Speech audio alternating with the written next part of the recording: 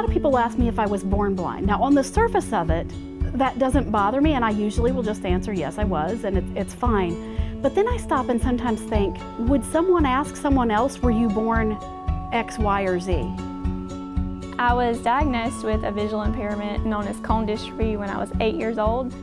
And I quickly, as an 8-year-old, learned that I was different and had to figure out how to get through life with a visual impairment.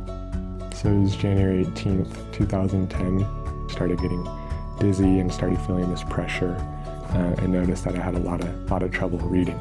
The condition I have, it's called the fusional vergence dysfunction. The more I read, the more pain I get. A lot of people would just refer to me as the blind girl, the girl that can't see. When I could see, I just couldn't see as well as the average student. People would ask questions like, what's wrong with you? Why can't you get glasses? And you know, as a 10-year-old, it's hard to describe those things to other students. When this happened and I realized that I couldn't read anymore and I couldn't even look at people or drive or anything, I just kind of consigned myself to a life of basically being a vegetable. I just thought my life was over. I had technology in the classroom that was very obviously different, and so the blind girl got all the special treatment, and I didn't like that spotlight. Some people do try to avoid talking to people who are blind, or they're not sure what to say, because I think people are fearful of the unknown. I decided to excel as well as I could in academics. I guess because I had this visual impairment, I wanted to push myself harder to prove to people that I could still do just as well academically, if not better, than the average student.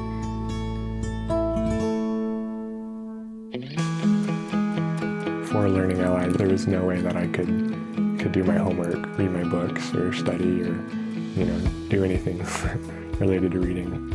I'd say that learning LI helps me to at least be as independent as other people.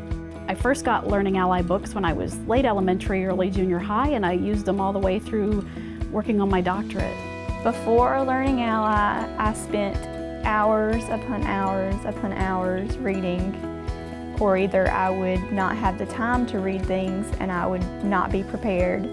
I think using Learning Ally definitely helped me become more confident because I was better prepared for class. And now technology has been so instrumental in allowing for independence. Being a grad student at BYU, I feel like this is where I need to be. I think honestly, I've learned how to kind of deal with my disability that I don't really think about it too much anymore.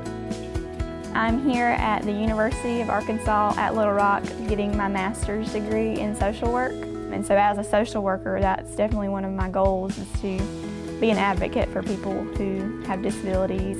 The topic of my dissertation was an examination of skill attainment in assistive technology and other areas, and its relation to employment outcomes for people who are visually impaired. When I started college, I realized that I needed to advocate for myself, because if I didn't, I would be behind academically.